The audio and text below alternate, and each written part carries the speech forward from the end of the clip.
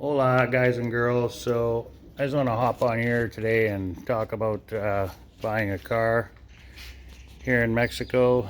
Jennifer and I just purchased this Ford Figo, and it's a used, obviously, 2018. We got a pretty good price on it. Car only had 41,000 kilometers on it. I mean, it's not new, but it's slightly used. With 41,000 kilometers, that's like next to nothing. So anyway, we're pretty excited about owning a vehicle now. Now, we'll just talk about registration to begin with. So when you buy a car in Mexico, a used car, if it's got, in Yucatan anyway, we'll talk about the state of Yucatan because that's where we are. So if you purchase a car here and it has Yucatan plates, there's no need to go and register the car because it'll just stay registered under the previous owner. So unless you want to put it in your name, you can absolutely go down and register it. But this car here that we bought, the person had just registered it 2 months ago, so the plates are 2 months old, so it's good for 3 years. So we're going to hold off on registering it. There's no need to do that right now, so we're going to wait. But obviously you do have to put insurance on the car. So there's already a tag on this car. Tag meaning license plate, so you don't have to do that. But yeah, you do need insurance in your name though. So we've got the car, we've got it at home. We're going to leave it parked until we get the insurance on it. And I got a neighbor friend here who's a broker, a car broker, and he's from Mexico, so he's an older gentleman and very knowledgeable of what he's talking about. So this is the information that we got from him. And just hold on 1 second. I'm going to pause this and get the dog in the house. All right, so yeah, so you don't have to worry about the registration unless you plan on, you're just putting the car in your name when you register it. So the biggest thing here is you have to have the original Factura. Now, I hear that all the time, but the reason is if they have the original Factura, that means there's no money owing on the car. The car is clean. It's basically the title from the dealership when the car was purchased. That's why they stress that you here in Mexico, you gotta have the original Factura. So she had that, obviously, so we got that. It's a totally different process about to buy a car here. So it's not like back home. It's totally different. There's a lot more involved.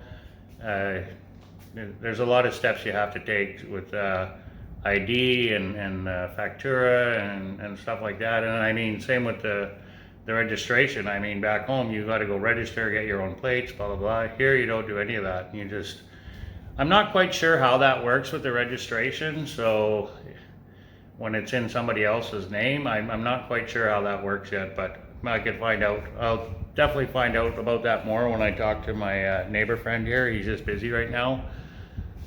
So anyway, we're not going to worry too much about registering it in our name. We're just going to leave it the way it is until, I don't know, whenever we get around to going down to the registry office. And you can book an appointment online now because of COVID. They've changed it. You book your appointment online and then you go down there and you get the plates. You get the car registered in your name. So, but as I said, we're just going to leave that for now. So we just get insurance on it and we're good to go to drive it. So, and the plates are good for 3 years on this car, as she just had them done. So yeah, that's pretty exciting. We're very excited to have a car, and I've checked it over the best I can. It's a 2018. Doesn't look like there's anything wrong with it. It seems to run fine. It looks like it needs an oil change. It needs a cleaning. She had just little kids. It's not terrible, but it's a little bit dirty inside. But the car's only got 41,000 kilometers. Like it's pretty mint. So it's got some dents, a couple of little dents and scratches and whatnot. But I mean, it's not perfect by any means, for sure. So, but it'll suit me and Jen, and I think the price was right, what we paid for it. So yeah, we paid 130,000 pesos. So she wanted 139 and I offered 130 cash and she accepted it. So yeah, it was a done deal. I'm finding here in Merida, anything that's half decent that comes along for vehicles is bought up right away. Like the next day they're gone.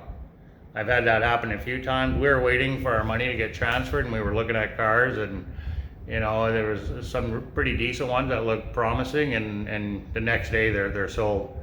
You know, before they even answered me, the ad it had sold on it. So yeah, you got to have the money in hand and ready to purchase when you're looking for a vehicle here. That's for sure in Merida. So it's yeah, if you want something half decent, like say the good ones get snapped up pretty quick. So anything with low kilometers, you know.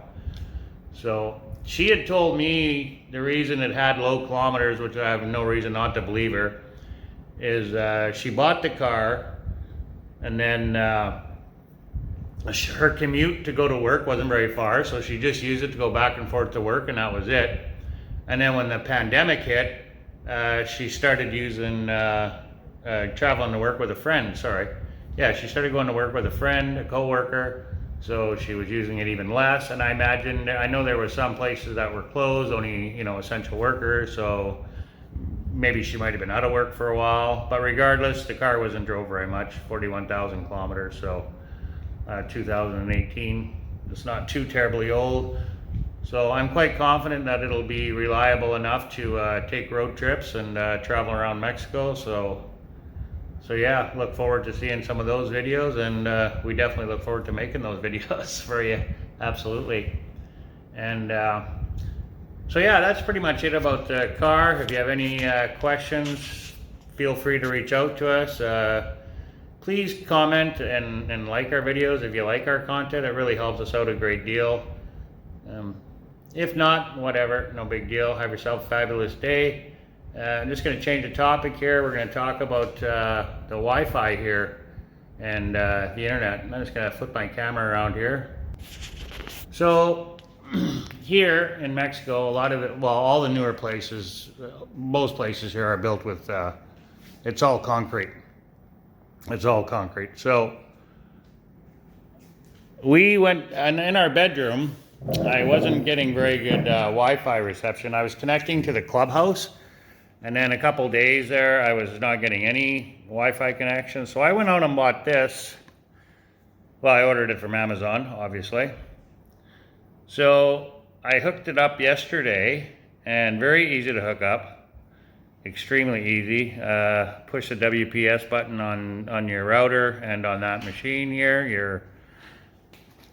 your extension Wi-Fi booster, and yeah, it worked fabulous. It really did. So I was able to get full bars upstairs in the bedroom now, which I couldn't even get Wi-Fi up there before. So yeah, I was pretty excited about that, and it wasn't very much. I think it was, I want to say $30 Canadian for this. So I mean, for our situation, this seemed to work really, really good. That's all we needed. Our router's right here. So, and then, you know, the bedroom's right up there, and it's all concrete. So I just wasn't getting a good reception at all. It was cutting in and out. And like I said, I was connecting to the clubhouse, and there was a couple days that I couldn't even get the clubhouse. So I ordered this right away because I didn't want to use up my data. So yeah, so that's it. Highly recommend one of these for sure if you're living in Mexico and have a bigger place with concrete walls and you got poor Wi-Fi. That's all you really need. I got full bars upstairs now, full bars. So this worked fabulous. Anyway, so that's all I wanted to talk about today, and we got a busy weekend planned. Tonight, actually, my buddy Eddie is playing in Progreso at Crocodile, so we're going to go there. And then Saturday, he's having a house party to raise some more money for his stolen guitar. So we'll be there. Jennifer is going to bartend, and I'll be cooking, so we'll go check that out. I like this tablecloth. We bought this at Chitterari's. It was, they had a bunch of material rolled up, and this was already cut to the size that we wanted, so I just grabbed this, kind of nice. Anyway. Peace out, guys, and enjoy your day. So on another side note, to buy a car here in the Yucatan, you really want to buy a car with Yucatan plates and no other plate. It's a lot easier. And here in the Yucatan, they're very, very strict with their rules and regulations when it comes to registering a car and cars in general. So if you have a car that has Yucatan plates that's registered already here, you know the car is good. It's not, like I say, they're very strict on the plates and the car registration. So the car has been thoroughly inspected, and with the Yucatan plate, you're good to go. So we did look at a few cars, sorry, with plates from other states, and I seen online horror stories about, you know, buying a car that's not in Yucatan specifically. I'm just specifically talking about the Yucatan. Other states in Mexico are probably totally different, but here in the Yucatan, you want to buy a car that already has Yucatan plates. It's just going to make your life a lot simpler, and you're going to have no problem flip changing your registration and all that fun stuff. So yeah, that's just something to keep in mind if you're going to be in the Yucatan buying a car. Like I said, this is only pertinent information for the Yucatan, not for any other state. So anyway, again, peace out.